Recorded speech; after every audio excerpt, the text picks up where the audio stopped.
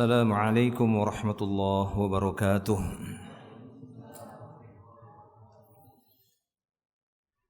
إن الحمد لله نحمده ونستعينه ونستغفره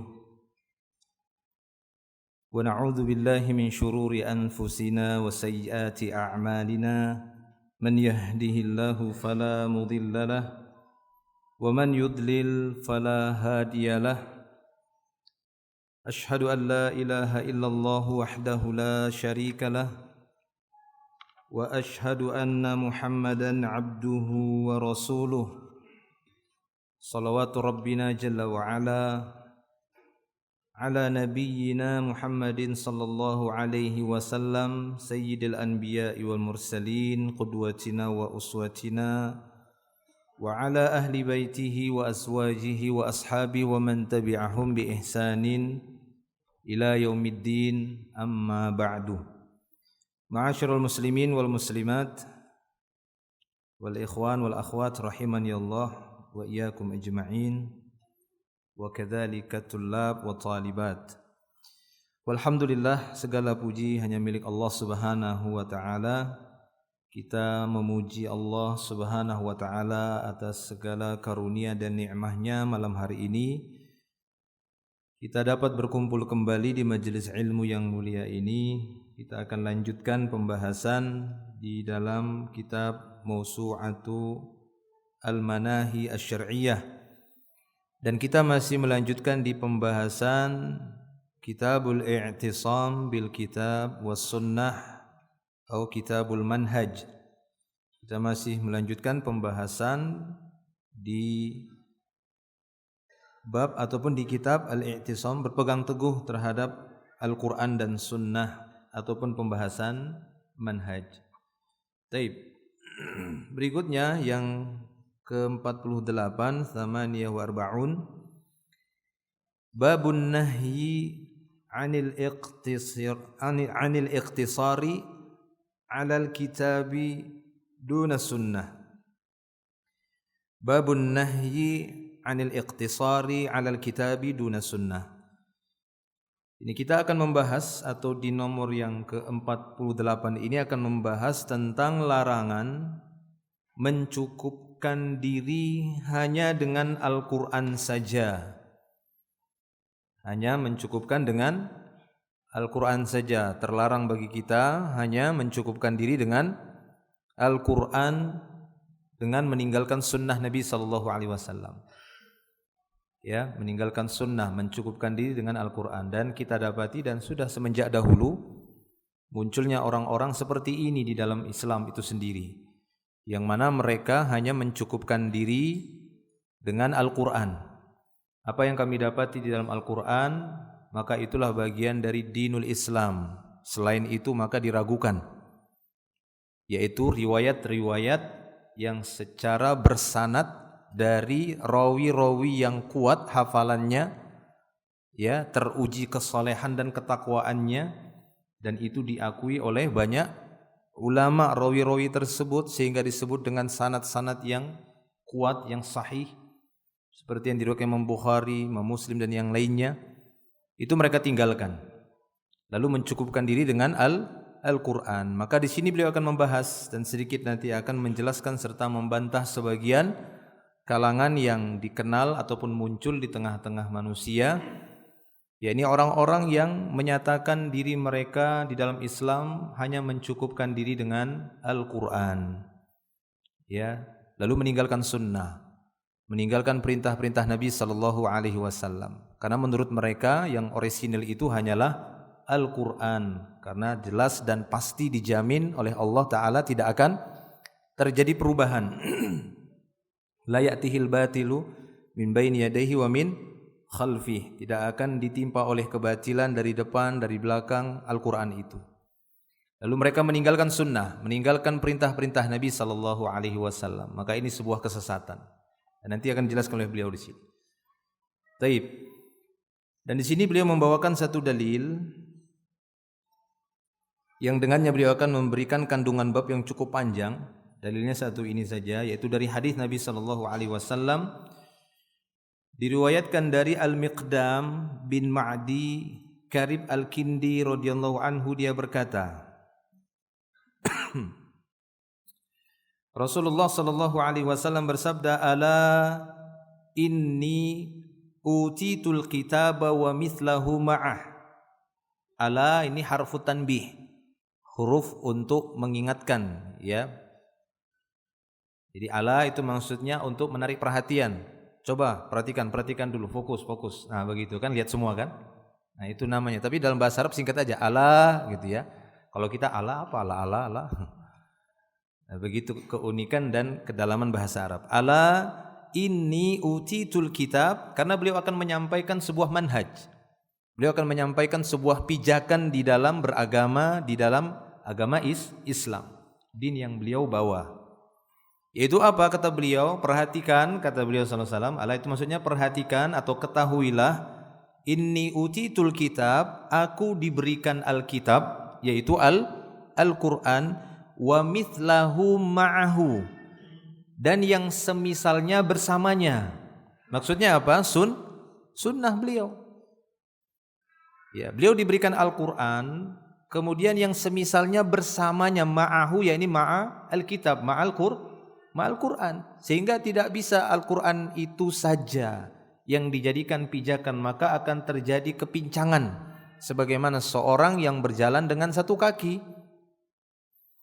Ya, maka dia sulit untuk mencapai tujuan.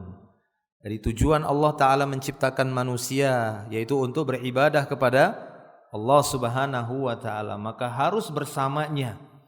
Ini sesuatu yang tidak bisa dipisahkan. Walaupun penyebutannya di dalam Al-Quran terkadang hanya disebutkan Alkitab, terkadang hanya disebutkan Al-Quran, tapi terkadang digandengkan antara kitab dan hikmah. Ya, atau secara tersendiri nanti akan kita dapati dalil-dalil Al-Quran menyebutkan langsung Nabi sendiri, Nabi yang harus diikuti. Bahkan tidak ada disebutkan Allah langsung, Nabi, siapa yang ikut Nabi maka dia sudah mengikut Allah, siapa yang taat Nabi maka dia taat kepada Allah. Jelas ya? Maka ini kata beliau, ala inni utitul kitaba wa mislahu ma'ah. Lalu apa kata beliau? Ala yushiku rajulun syab'anu ala arikatih.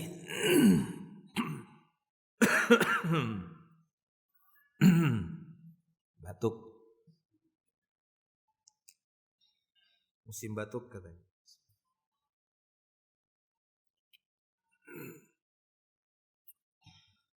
Kemudian beliau mengatakan, ketahuilah, ya, ketahuilah bahwa hampir tiba waktunya. Yushiku menunjukkan hampir tiba waktunya, dan kita buktikan sudah muncul bahkan di ulama-ulama ataupun di zaman-zaman, ya, para ulama sebelum kita, dari para salafus saleh atau di zaman-zaman sebelum kita sudah bermunculan, karena kita jaraknya hampir ya 14-an abad lah ya dari Nabi ataupun dari para sahabat-sahabat Nabi, tabi'in dan atba'ut tabi'in. Jadi kata beliau sallallahu alaihi wasallam, ketahuilah hampir tiba waktunya seorang akan muncul, rajulun syab'an, muncul seorang laki-laki dalam keadaan santai, dalam keadaan kenyang perutnya, di atas arikahnya, di atas singgasananya ataupun misalnya di atas kursinya, di atas sofanya, dalam keadaan santai dan perut kenyang. Lalu dia berkata, yaqul alaikum bihadzal Qur'an, dengan enaknya dia mengatakan dalam kondisi duduk di atas singgasananya, di atas kursinya, di atas sofanya, di atas tempat santainya, dengan mudahnya dia mengatakan alaikum bihadzal Qur'an, cukup bagi kalian untuk berpegang dengan Al-Qur'an saja. Ya, hendaknya kalian mengikuti Al-Qur'an ini saja. Fama wajadtum fihi min halal, apapun yang kalian dapati di dalam Qur'an dari perkara yang halal, fa ahilluh, maka halalkanlah. Wa ma wajadtum fihi min haram, apapun yang kalian dapatkan di dalam Al-Qur'an dari perkara haram, fa harrimuh, maka haramkanlah. Ya, ikutilah keharaman yang disebutkan di dalamnya. Maka kata beliau sallallahu alaihi wasallam, ala la yahillu lakum lahmul himar al-ahli, ketahuilah oleh kalian tidak halal bagi kalian daging himar ataupun daging keledai, ya, ahli, yakni daging keledai peliharaan. Ketahuilah sesungguhnya keledai ya peliharaan itu tidak halal bagi kalian. Dan al-himar al-ahli ini tidak disebutkan pengharumannya di dalam Al-Qur'an. Ya, tapi didapati di dalam hadis. Dalam hadis Nabi sallallahu alaihi wasallam, dalam sunnah Nabi sallallahu alaihi wasallam. Nah, ini beliau mencontohkan saja. Ketika ada orang-orang yang mencukupkan dirinya dengan Al-Qur'an, maka langsung beliau contohkan, ketahuilah bahwasanya daging keledai peliharaan itu haram, bukan keledai yang liar. Ya, tapi yang peliharaan, ada jenis keledai peliharaan itu haram. Dan pengharumannya tidak kita dapati, penyebutannya tidak kita dapati di dalam Al-Quran. Tidak hanya masalah keledai ini saja, ada beberapa perkara yang lainnya yang itu tidak disebutkan di dalam Al-Quran. Seperti pengharuman anjing, cari dalam Al-Quran, ada tidak? Disebutkan anjing di sana, kalb. Tapi kalau khinzir ada. Ya, maka menurut orang-orang yang berpegang teguh dengan Al-Quran ini, mereka hanya mengharamkan khinzir saja, mengharamkan babi saja. Adapun anjing halal katanya. Dan itu pernah saya temukan, ya, dan sempat berdialog sedikit dengan dia waktu saya dakwah ke mana daerah Sebuku, tahu kan Sebuku kan? Nggak tahu? Ya nggak apa-apa loh nggak tahu. Ya, jadi dia beralasan seperti itu karena anjing tidak ada dalam Al-Quran, sehingga menurut dia itu halal. Ya, maka kita katakan bahwasanya ketika seorang hanya berpegang dengan Al-Quran, maka ini akan sesat. Ya, hanya Al-Quran. Bukan berarti Al-Quran itu nggak sempurna, tetapi nanti dijelaskan bahwasanya bahasa Al-Quran itu bukan dengan bahasa yang dirinci semuanya. Karena kalau lebih dirinci Al-Quran itu lebih susah khatamnya. Iya kan? Ya atau tidak? Itu yang 30 juz itu aja nggak khatam-khatam. Iya, mau diminta lagi dirinci lagi, semuanya dirinci semua itu. Ya repot, kaidah-kaidah induknya saja yang ada dalam Al-Quran itu. Walaupun benar ada beberapa perkara yang agak dirinci. Kita dapati seperti masalah tolak, ada surat At-Tolak sendiri, ya kan? Ada masalah ini, masalah itu. Tapi umumnya bahasa Al-Quran itu lebih mujmal, lebih umum, ya, lebih global dia. Taib. Maka di sini Nabi SAW memberikan contoh, ketahuilah oleh kalian tidak halal bagi kalian daging himar peliharaan. Wala kullu dzinabin minas sabu'. Dan demikian juga tidak halal bagi kalian setiap yang bertaring dari hewan buas. Ya, dari setiap hewan buas yang memiliki taring, yang dengan taringnya tersebut dia memangsa. Bukan setiap hewan yang ada taringnya gitu ya, yang ada gigi tajamnya kemudian haram, tidak. Tapi dengan taringnya itu dia berburu buas dengan taringnya itu. Sehingga para ulama khilaf ketika menghukumi buaya, bukan paaya. Buaya itu khilaf para ulama. Kenapa? Karena yang diharamkan oleh Nabi SAW adalah kullu dzinabin, setiap yang ya bertaring, yang dengan taringnya itu dia buas. Sementara buaya mana taringnya? Saya bingung juga cari buaya itu, ini gigi taringnya yang mana? Taring semua, sehingga sebagian ulama mengatakan ini tidak haram. Berarti dia digolongkan kepada hewan air. Ya, karena hewan air mau bertaring berapapun halal. Ya kan? Jadi apapun yang di laut tuh kecuali kapal selam aja. Cuma di Palembang tuh kapal selam halal juga. PMP kapal selam. Ya, itu dia. Taib, wala kullu dzinabin minas sabu'. Setiap hewan yang bertaring dari hewan buas itu pun haram. Wala luqatah mu'ahid illa ayyastaghniya anha sahibuha wa man nazala biqaumin fa'alaihim ayyakru. Nah, demikian juga tidak halal barang temuan milik orang kafir yang mu'ahid atau orang kafir mu'ahad, kecuali ya telah jelas bahwasanya dia tidak menginginkannya, tidak membutuhkannya lagi. Ya, sampai barang-barang tercecer milik orang kafir mu'ahad, bukan orang kafir harbi ya, bukan orang kafir yang diperangi, karena itu ghanimah. Ya kan? Orang kafir yang dalam peperangan hartanya itu ghanimah, tapi orang kafir mu'ahad, kafir musta'min, kafir dhimmi ya, yang dia membayar dhimmah, membayar upeti, maka tidak halal barangnya yang jatuh tercecer kemudian milik orang kafir aja kok, ya punya orang kafir aja kok kita ambil aja, nggak boleh seperti itu. Kecuali telah jelas bahwasanya dia tidak lagi membutuhkannya, maka boleh mengambilnya. Nah, kemudian beliau sallallahu alaihi wasallam mengatakan, "Wa man nazala biqaumin fa 'alaihim ay yakruh." Ya, siapa saja yang singgah di satu kaum hendaklah mereka menjamunya. Fa in lam yakruhu falahu ay yu'aqibahum bimithli qirah. Dan jika mereka tidak mampu menjamunya, maka ia boleh membalasnya sama seperti perbuatan mereka. Taib. Nah, intinya di sini adalah pada kalimat yang pertama bahwasanya Nabi sallallahu alaihi wasallam diutus oleh Allah taala tidak hanya dengan Al-Qur'an saja, tapi beliau diutus oleh Allah taala, diberi oleh Allah taala Alkitab dan ya As-Sunnah, ya kitab dan sunnah. Kemudian kita melihat beberapa kandungan bab di sini dijelaskan oleh beliau. Pertama, langsung beliau kepada kandungan bab. Jadi dalilnya itu satu saja. Untuk menunjukkan tentang larangan mencukupkan diri dengan Al-Quran lalu dia meninggalkan sunnah Nabi sallallahu alaihi wasallam. Kandungan bab yang pertama kata beliau, ini merupakan salah satu tanda nubuah Rasulullah sallallahu alaihi wasallam. Apa yang beliau katakan itu benar-benar telah terjadi. Kita telah menyaksikan sendiri kebenarannya dan benar-benar hari ini kita dapati. Saya pribadi pernah menjumpai orang seperti itu, bahkan pernah berdialog dengan orang seperti itu. Ya, di majelis dia langsung setelah saya kajian angkat tangan dan mengatakan bahwasanya Ustadz, anjing itu halal kata dia. Kenapa halal saya bilang? Karena enggak ada dalam Al-Qur'an. Ya, kenapa? Karena tidak ada di dalam Al-Qur'an. Walaupun saya berusaha untuk memberikan pemahaman kepada dia tentang hadis-hadis, ya, ataupun di dalam Al-Qur'an kita dapati bagaimana Allah Subhanahu wa taala memerintahkan kita untuk mengikuti Nabi sallallahu alaihi wasallam, apa yang dibawa oleh beliau maka ambillah, apa yang dilarang maka tinggalkan. Dan banyak ayat-ayat yang senada dengan ini. Wa ma atakumur rasulu fakhudhuhu wa ma nahakum anhu fantahu. Ya, kata Allah tabaraka wa taala, apa yang dibawa oleh Rasul maka ambil dan apa yang dilarangnya maka tinggalkan.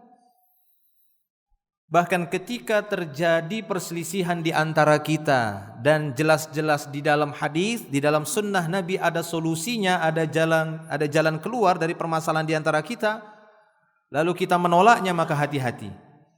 Ya, maka hati-hati dengan menolak perintah Nabi sallallahu alaihi wasallam. Karena kita akan terkena siksaan yang pedih, sekurang-kurangnya akan dihinakan oleh Allah Subhanahu wa taala.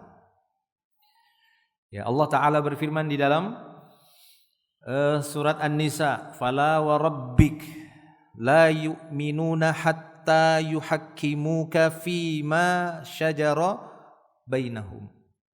Ya, kata Allah Subhanahu wa taala, sekali-kali tidak demi Rabbmu ya Muhammad, mereka tidaklah benar-benar beriman, sampai Allah taala mengatakan standar iman itu menjadikan Nabi sallallahu alaihi wasallam sebagai ya orang yang memutuskan hukum ketika terjadi permasalahan dan perselisihan di antara mereka.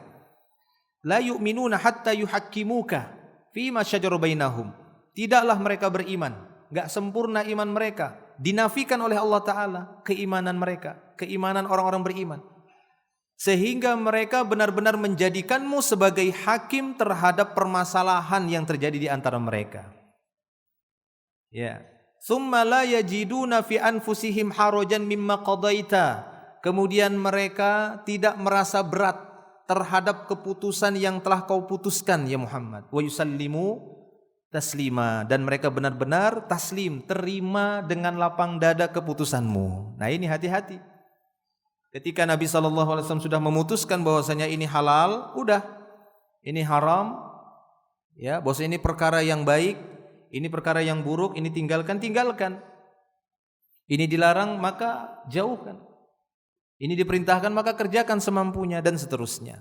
Sampai-sampai Allah Ta'ala menyebutkan dengan kalimat la yu'minuna. Mereka tidaklah dikatakan beriman hatta yuhakkimuka ya Muhammad, sehingga mereka benar-benar menjadikan kamu ya Muhammad sebagai hakim. Jadi jangan main-main ini meninggalkan sunnah. Dalam riwayat Imam Bukhari juga disebutkan, ya, ju'ilad dhillatu was-sigharu ala man khalafa amri. Akan dijadikan rendah dan terhina orang-orang yang meninggalkan atau menyelisihi perintahku. Nah, maka hati-hati ketika sudah datang kepada kita keterangan berita yang sahih dengan sanad yang kuat, dengan sanad yang diakui oleh para ulama bisa diterima hadisnya, yang di dalamnya memerintahkan kita untuk ini, untuk itu, berkaitan dengan dinullah, berkaitan dengan agama Allah Ta'ala, maka jangan kita menyelisihinya, apalagi sampai membencinya, apalagi sampai mengolok-oloknya. Fana'udzubillah. Taib. Nah, maka saat ini kita dapati dan benarlah apa yang disebutkan oleh Nabi SAW dalam hadisnya tadi, bahwasanya akan muncul orang-orang yang dengan santainya di atas kursinya, di atas arikahnya, di atas sofanya, dengan mudahnya dia mengatakan alaikum bihadzal Quran. Cukup kalian berpegang teguh dengan Al-Quran saja. Apa yang kalian dapati dari perkara yang dihalalkan, udah itu saja. Apa yang diharamkan kalian ikuti. Ya, untuk menunjukkan pembatasan. Selain itu tidak perlu diikuti. Cukup dengan Al-Quran ini saja. Nah, maka di sini kata beliau Al-Baihaqi rahimahullah berkata dalam kitab Dalailun Nubuwah, ini merupakan kabar dari Rasulullah SAW tentang munculnya kaum ahli bid'ah yang menolak hadis beliau. Karena kalau betul-betul dia ahlu sunnah, justru dia sangat senang mendapatkan hadis yang sahih. Dia senang dalam mengamalkan sunnah, membela sunnah Nabi SAW. Itulah yang dilakukan oleh para ulama kita, ulama mazhab. Ya, dari 4 ulama mazhab yang sangat dikenal sampai hari ini, tidak kita dapati di antara mereka yang meremehkan sunnah. Tidak kita dapati di antara mereka yang meremehkan hadis Nabi SAW. Justru mereka berpesan ketika itu hadis itu adalah sahih, maka itu merupakan bagian dari agama. Itulah mazhab mereka. Itulah pesan-pesan mereka. Tidak kita dapati mereka mengatakan tinggalkanlah hadis Nabi, sunnah Nabi kalau dia bertentangan dengan Al-Quran, karena Al-Quran yang lebih utama. Kalau tidak masuk akal maka tinggalkan. Wa na'udzubillah. Muncul orang-orang seperti itu yang mendahulukan akalnya lalu membenturkan antara Al-Quran dan hadis Nabi SAW dengan sunnah Nabi SAW. Ketika terjadi ta'arud, ya, kontras antara Quran dan hadis, maka yang lebih kita pegangi Quran, kata mereka, tinggalkan hadisnya. Na'udzubillah.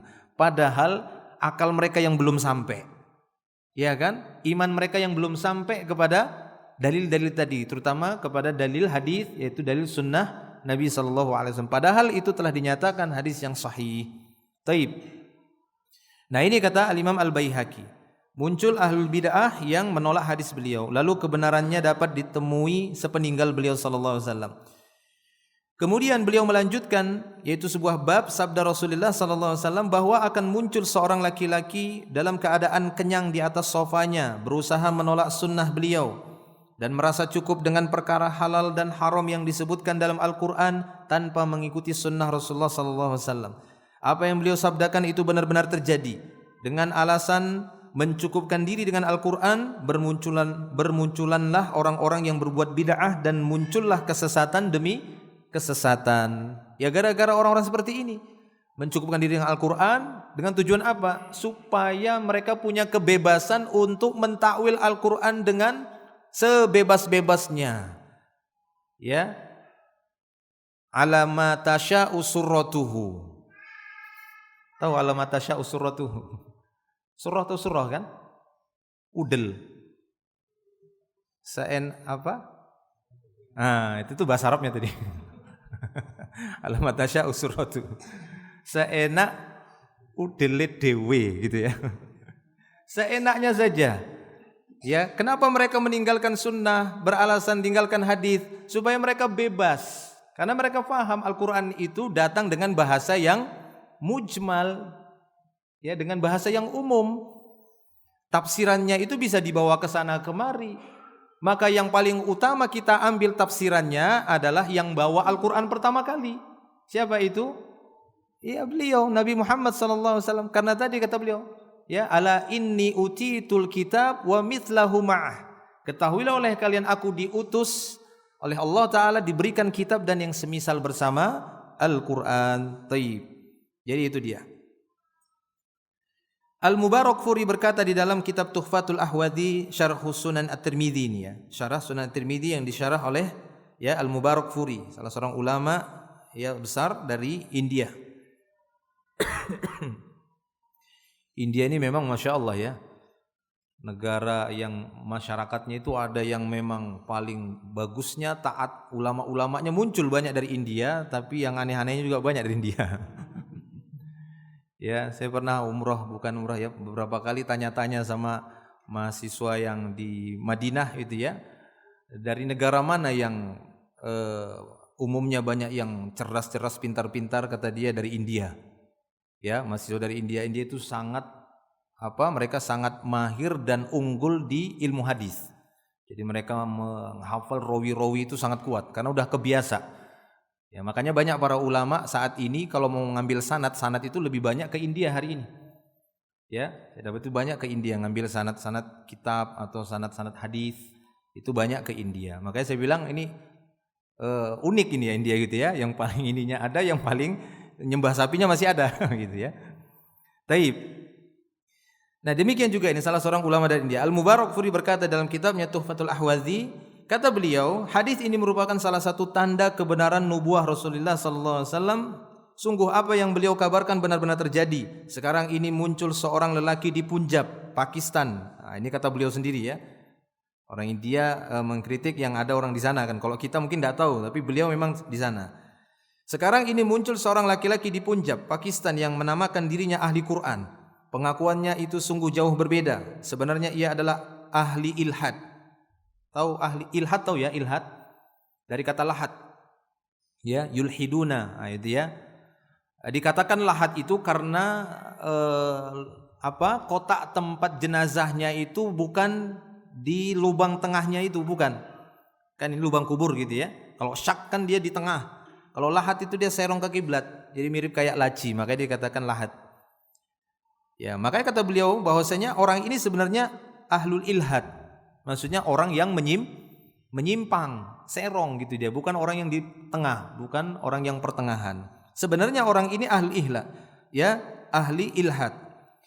Sebelumnya dia adalah seorang yang saleh, namun kemudian syaitan menyesatkannya dan menjauhkannya dari jalan yang lurus. Nah, maka dari itu ini faedah penting dari beliau bahwa sekiranya kita dapat di diri kita berada di atas ya kebenaran, di atas manhaj yang benar, di atas sunnah Rasulullah SAW, di atas ketaatan hari ini, maka banyak-banyaklah berdoa kepada Allah Ta'ala ya, agar Allah Subhanahu Wa Ta'ala menjaga kita, menjaga hati kita agar tidak berpaling dari al-haq ya, dikokohkan hati kita di atas agama dan ketaatan, jangan terjatuh kepada ujub dan kesombongan, jangan merasa bahwasanya kita ya enggak mungkinlah sesat, na'udzubillah ya. Kita dapati bahkan yang setingkat orang yang betul-betul mendalam ya, mempelajari agama, mempelajari dalil-dalil Al-Qur'an dan hadis bisa tersesat. Ya, ketika ya Allah Subhanahu wa taala telah membiarkannya, tidak menjaganya. Nah, seperti yang diceritakan oleh beliau di sini. Sebenarnya dia adalah seorang yang lurus, ya, seorang yang saleh, namun syaitan menyesatkannya dan menjauhkannya dari jalan yang lurus. Lalu ia melontarkan perkataan yang tidak pernah diucapkan oleh kaum muslimin terdahulu. Ia menolak seluruh hadis Rasulullah sallallahu alaihi wasallam. Katanya seluruh hadis tersebut adalah dusta dan kebohongan terhadap Allah menurutnya.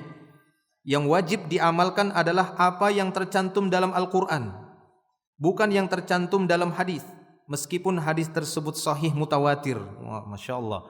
Meskipun hadis itu sahih dan mutawatir itu yang diriwayatkan dengan jumlah yang banyak dari para sahabat. Ya, mutawatir sampai mungkin 70 sahabat meriwayatkan hadis yang sama maknanya. Ya, bahkan mungkin ratusan sahabat meriwayatkan hadis yang sama. Itu ditolak sama dia. Apalagi hadis ahad, hadis yang ya diriwayatkan oleh satu orang sahabat saja.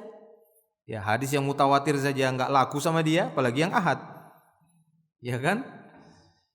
Ya, ini kata dia, tidak boleh mengamalkan kecuali apa yang disebutkan dalam Al-Qur'an. Barang siapa tidak melakukannya maka akan terkena ancaman wa man lam yahkum bima anzalallahu fa ulaika humul kafirun. Nah, ini lagi dalilnya. Khawarij juga pakai ini dalilnya kan begitu. Siapa saja yang tidak berhukum dengan apa yang Allah Ta'ala turunkan, maka dia adalah orang-orang kafir, maka mereka itu adalah orang-orang kafir.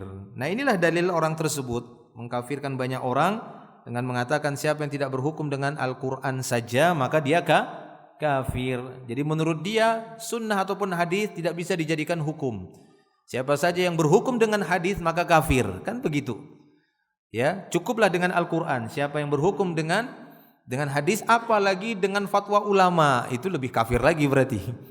Ya kan? Lebih kafir lagi karena dengan hadis saja bisa kafir, apalagi dengan fatwa dan penjelasan para ulama. Siapalah para ulama dibandingkan Nabi sallallahu alaihi wasallam? Kalau Nabi saja hadis-hadisnya sudah dia sepelekan. Baik. Dan masih banyak lagi perkataan-perkataan kufurnya. Lalu orang-orang jahil mengikuti perkataannya tersebut dan menjadikannya imam mereka. Nah, begitulah kesesatan itu kadang ya tetap laris juga. Ya kan? Laku juga di Indonesia saja begitu. Ya kan? Dari saya kecil itu berapa kali muncul nabi. Ada nabi lagi. Ada aja pengikutnya. Ya, ada saja pengikutnya. Nah, seperti itulah hidayah, pentingnya hidayah itu. Ya, hidayah itu bisa hilang dan terkikis dan hilang sama sekali ya dengan banyak faktor sebenarnya. Oleh karena itu dengan banyak ya usaha, dengan banyak sebab harus kita tempuh semuanya. Ya, agar Allah taala senantiasa menjaga kita di atas hidayah tadi. Nah, para ulama telah mengeluarkan fatwa atas kekafiran lelaki ini. Maksudnya ini ya, lelaki yang ada di Punjab tadi, dan mengeluarkannya dari Islam. Dan memang kenyataannya seperti yang mereka katakan itu. Jadi para ulama telah mengeluarkan fatwa atas kafirnya orang yang dimaksudkan oleh ya Syekh Sofi Rahman Al-Mubarakfuri tadi di dalam kitabnya Tuhfatul Ahwadi. Syarah Sunan At-Tirmidzi. Tapi pernyataan serupa juga dilontarkan oleh Syekh Abdul Hasan Ubaidillah bin Muhammad Ar-Rahmani dalam kitabnya Mir'atul Mafatih. Ia berkata hadis ini merupakan salah satu tanda nubuah. Hadis mana yang dimaksud? Hadis yang kita bacakan di awal tadi. Ini merupakan salah satu tanda nubuah Rasulullah sallallahu alaihi wasallam. Apa yang beliau katakan itu benar-benar terjadi sebagaimana yang telah disaksikan oleh penduduk India dan sekitarnya, terutama penduduk di wilayah Punjab, Pakistan. Wah, terkenal sekali ini ya orang ini. Ya, Al-Adim Al-Abadi juga berkata dalam kitabnya Aunul Ma'bud, ya, Syarah Sunan Abi Daud. Mukjizat Rasulullah sallallahu alaihi wasallam ini telah tampak kebenarannya dan apa yang beliau kabarkan benar-benar telah terjadi. Telah muncul seorang lelaki di wilayah Punjab, India. Dia lagi.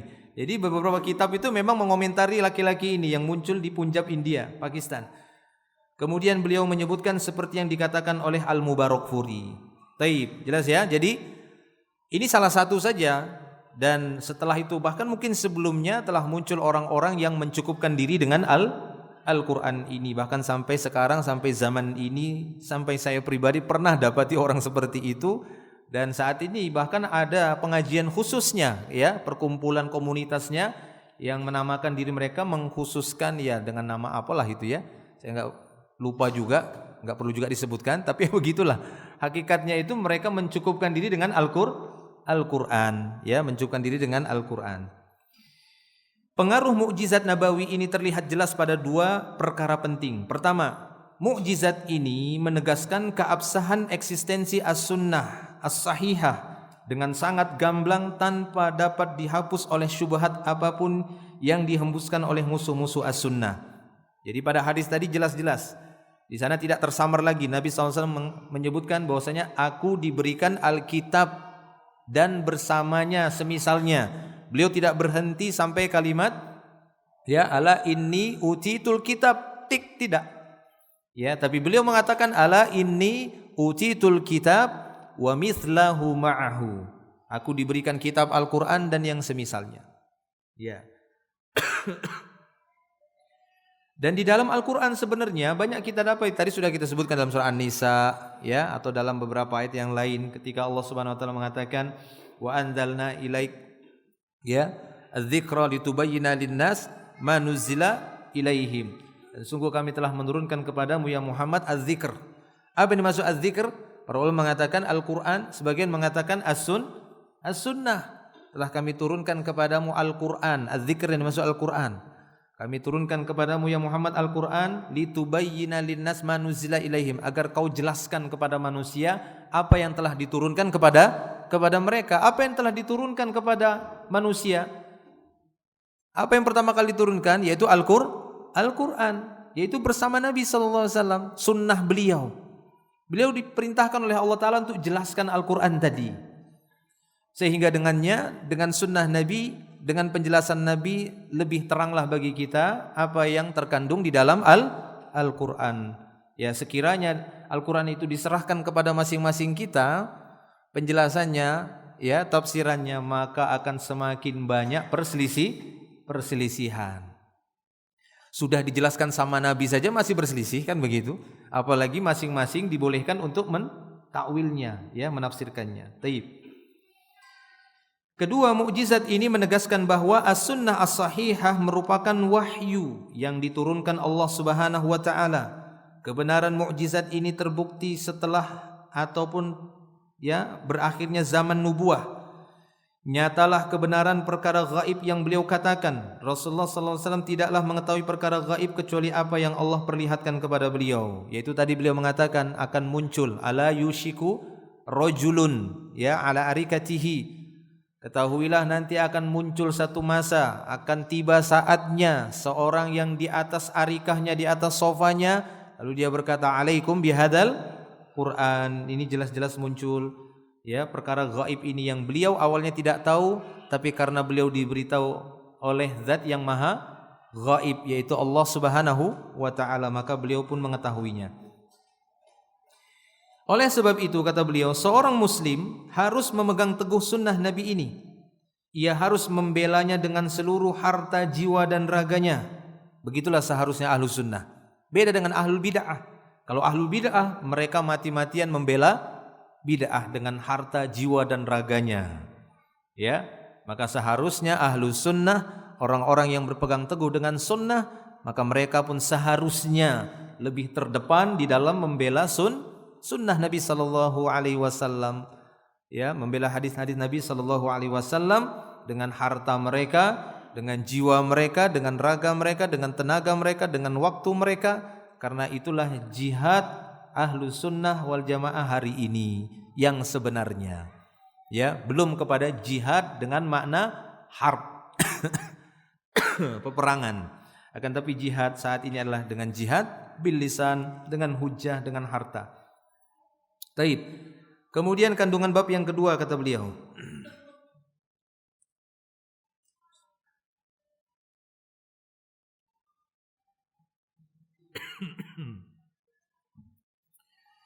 Yang kedua, hadis tersebut menjelaskan kedudukan as-sunnah dalam Islam, menjelaskan bahwa tidak cukup hanya berpegang dengan Al-Quran saja tanpa as-sunnah. Juga menjelaskan bahwa syariat Islam bukanlah hanya Al-Quran saja, namun Al-Quran dan as-sunnah. Ya, dari hadis tadi kita dapati faedah bahwa sumber hukum Islam bukan Al-Quran saja, tapi Al-Quran dan as-sunnah. Yang sebenarnya sunnah itu juga masih bagian dari Al-Quran. Tidak bisa dipisah itu. Ya. Dan penunjukannya di dalam Al-Quran banyak. Ayat-ayat yang menunjukkan wajibnya kita untuk mengikuti sunnah Nabi sallallahu alaihi wasallam. Fadhal azan dulu ya. Kemudian kandungan bab yang ketiga, kata beliau, hadis tersebut, ini hadis yang pertama tadi kita bacakan, juga menetapkan bahwa as-sunnah kedudukannya sama dengan Al-Quran dalam perkara berikut, yaitu sebagai pedoman dan standar. Kedua, kewajiban mentaati isinya. Ketiga, keharusan menjalankan kewajiban yang ditetapkan di dalamnya. Keempat, sebagai wahyu dari sisi Allah Subhanahu wa taala. Ya, jadi itu merupakan kedudukan sunnah. Sunnah juga sebagai pedoman dan standar. Sunnah juga suatu hal yang wajib untuk mentaati isinya, terlebih lagi jika dia masuk kepada perkara-perkara pokok agama. Ya, dalam hadis, apalagi yang berbicara tentang sifat-sifat Allah. Ya, berbicara tentang zat Allah tabaraka wa taala yang wajib kita untuk mengimaninya, sehingga kita bisa kenal siapa Rabb kita melalui sunnah Nabi sallallahu alaihi wasallam. Ya, kewajiban untuk menjalankannya dari perintah Nabi yang wajib di dalamnya, atau sebagai wahyu dari sisi Allah. Yang nanti akan disebutkan bahwasanya sunnah itu juga wahyu. Sunnah itu juga wahyu. Ibnu Hazm berkata dalam kitabnya Al-Ihkam fi Usulil Ahkam, benarlah Rasulullah sallallahu alaihi wasallam As-sunnah sama seperti Al-Qur'an, kata beliau. Ya, Ibnu Hazm Al-Zahiri. Tidak ada perbedaan antara keduanya. Itu, enggak ada perbedaan di antara keduanya. Sama kedudukan kedua-duanya sebagai sumber hukum di dalam Islam. Yakni wajib ditaati isinya, dan yang maha benar Allah Subhanahu wa taala yang telah mengatakan demikian. Allah taala berfirman di antaranya dalam surah An-Nisa ayat 80, "Wa may yuti'ir rasul faqad ata'a Allah." Siapa saja yang taat kepada Rasul maka sungguh dia telah taat kepada Allah Subhanahu wa taala. Tegas sekali Allah mengatakan, siapa yang taat kepada Rasul yaitu Nabi Muhammad sallallahu alaihi wasallam maka sungguh dia telah taat kepada Allah Subhanahu wa taala. Ya, as-sunnah sama seperti Al-Qur'an, yakni keduanya merupakan wahyu dari Allah. Allah taala berfirman, "Wa ma yantiqu 'anil hawa in huwa illa wahyun yuha." Ya, bahwasanya dia Muhammad tidaklah dia berbicara sesuai dengan hawa nafsunya, tapi dia berbicara berdasarkan wahyu yang diwahyukan kepadanya. Jadi beliau ketika dia nataq, wa ma yantiq, yakni nataq, ya maka disebut ilmu mantiq, ilmu bicara, ya. Wa ma yantiq, tidaklah beliau berbicara ya anil hawa, sesuai dengan hawa nafsu, enggak. Allah taala yang berkata demikian, bahwasanya apa yang beliau ucapkan itu bukan sesuai hawa nafsu, beda dengan kita. Kalau kita kebanyakan ucapan kita itu sesuai nafsu. Ya kan? Di antaranya saja ada yang sesuai dalil. Tapi umumnya perkataan kita itu banyak mengikuti hawa nafsu. Apa yang pengen kita keluarkan kita ucapkan saja. Ya, tapi tidak bagi beliau. Allah taala menjaga beliau, maka beliau dikatakan ma'sum, dijaga oleh Allah. Apa yang beliau ucapkan itu bukan berdasarkan nafsunya. Karena Allah taala menjaganya, tapi berdasarkan wahyu dari Allah Subhanahu wa taala. Jadi kata beliau, as-sunnah merupakan tafsir dari Al-Qur'an. Itu yang pertama. Kedua, as-sunnah membatasi perkara-perkara yang mutlak dalam Al-Qur'an. Jadi sesuatu yang mutlak dijadikan muqayyad. Salat, ya itu kan penyebutannya kan mutlak. Aqimus shalah, antuqimus shalah, tegakkan salat. Lah Gimana kita mau mengerjakan solat kemudian kita tinggalkan sunnah, mencukupkan dengan Al-Quran? Gimana solatnya? Ada tidak penyebutannya, ngangkat takbir, rukuknya gimana, apa doa-doanya, ya sujudnya gimana? Ada nggak dirinci dalam Al-Quran? Tidak ada. Penyebutannya mutlak, umum. Ya. Jadi untuk membatasi kemutlakannya itu, 3. Mengkhususkan perkara-perkara yang umum dalam Al-Quran. 4. Merinci perkara-perkara yang global dalam Quran. Nah itu tadi semuanya itu kita dapati di dalam sunnah itu sebagai tafsirnya, ya, yang tidak kita dapati rinciannya di dalam Al-Quran. Baik. Kalau ada yang mengatakan kenapa tidak dilengkapi oleh Allah Ta'ala, dirinci oleh Allah Ta'ala dalam Al-Quran, itu tadi sudah kita jawab. Susah khatamkannya. Ya. Kedua, memang Allah Ta'ala ingin menguji hamba-hambanya dengan utusannya. Taat enggak kalian kepada utusanku? Padahal sudah aku berikan dia tanda-tanda kebesaran Allah Ta'ala. Ya. Apakah kalian mengikuti utusanku ini ataukah tidak? Jika tidak, ya gagal kalian dalam ujian. Ya, jadi tujuannya adalah untuk menguji. Bukan tidak mampu, bukan tidak bisa. Ya, mampu Allah Ta'ala untuk melengkapi Al-Quran ini dengan semua syariatnya, tapi di balik itu hikmahnya adalah untuk menguji siapa yang benar keimanannya kepada Allah Ta'ala dan siapa yang gagal keimanannya karena menyelisihi utusannya yang mulia Nabi Muhammad sallallahu alaihi wasallam. Yang kelima, menjelaskan perkara-perkara yang mubham, yang samar dalam Al-Quran, yang belum begitu jelas, lalu dijelaskan di dalam sunnah. Yang keenam, menasakh ataupun menghapus beberapa hukum dalam Al-Quran, bahkan berbeda-beda. Kadang kita dapati ada yang dimansukh itu lafaznya, akan tapi hukumnya tetap berlaku. Apa contohnya? Hukum rajam. Hukum rajam ini, ya, dulu ada ayatnya. Ayatnya itu dibaca oleh para sahabat, difahami oleh para sahabat. Ya, sudah dimengerti, sudah diamalkan oleh para nabi dan sahabat juga sudah mengamalkannya, tapi dihapus lafaznya dalam Al-Quran. Nah, kan begitu kan? Yang tersisa adalah sunnah. Ini untuk menguji kita ini, yang tersisa sunnahnya. Kalau kita katakan cukup Al-Quran, coba cari di dalam Al-Quran itu penyebutan rajam. Ya, terhadap pelaku zina. Tidak ada. Yang ada penyebutannya adalah dengan dicambuk. Ya, az-zaniyatu waz-zani fajlidu kulla wahidin minhuma mi'ata jaldah.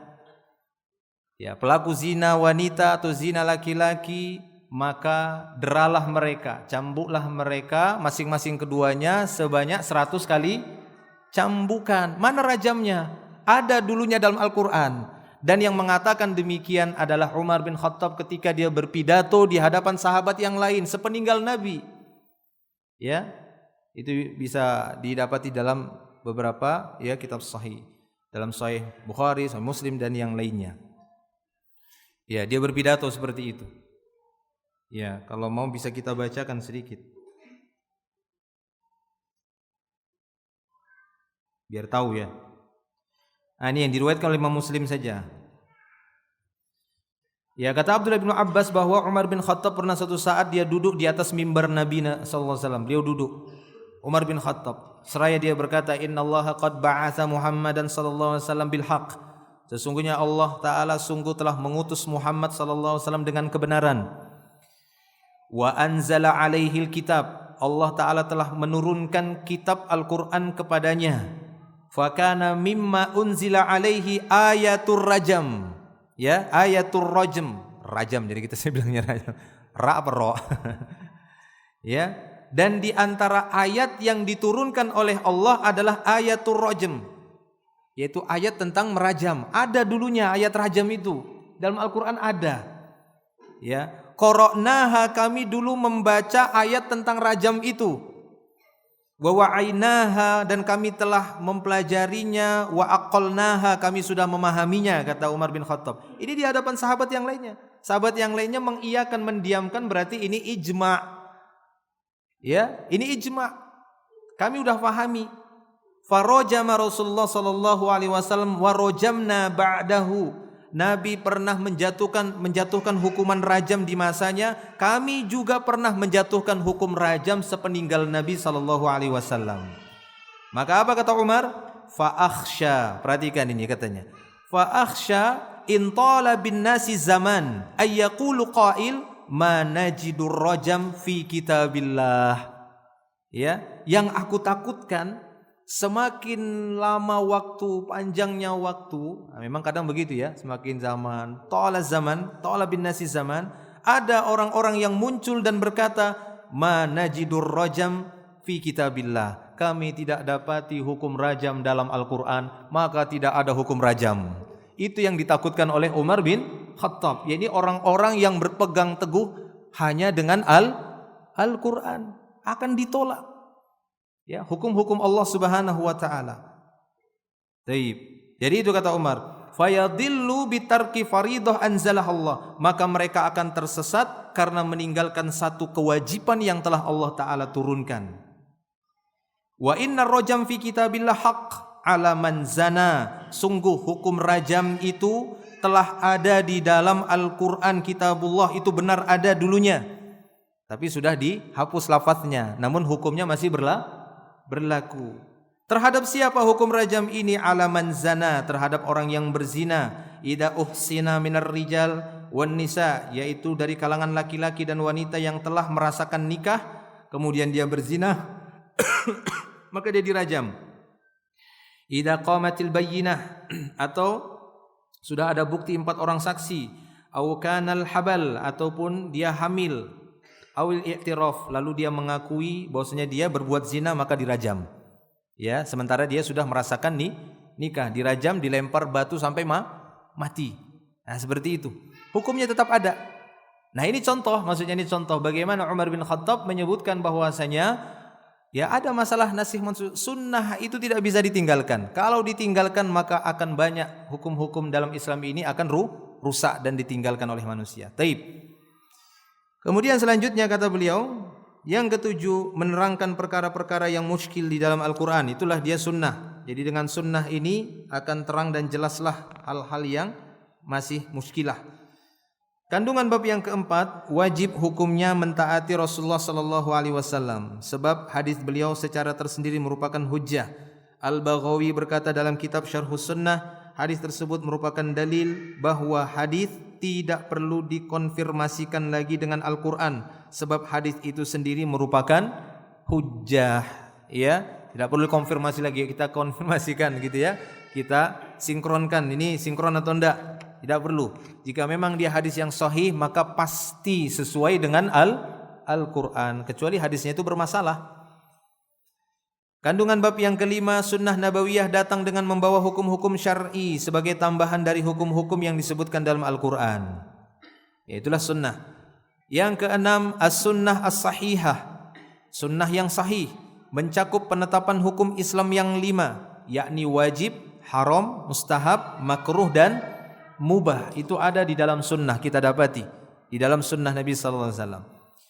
Yang ketujuh, khabar ahad merupakan hujjah dengan sendirinya dalam penetapan hukum syariat ataupun dalam penetapan akidah. Karena ada sebagian kelompok mengatakan bahwasanya dalam perkara akidah tidak diterima hadis ahad yang dia diriwayatkan cuma satu sahabat saja.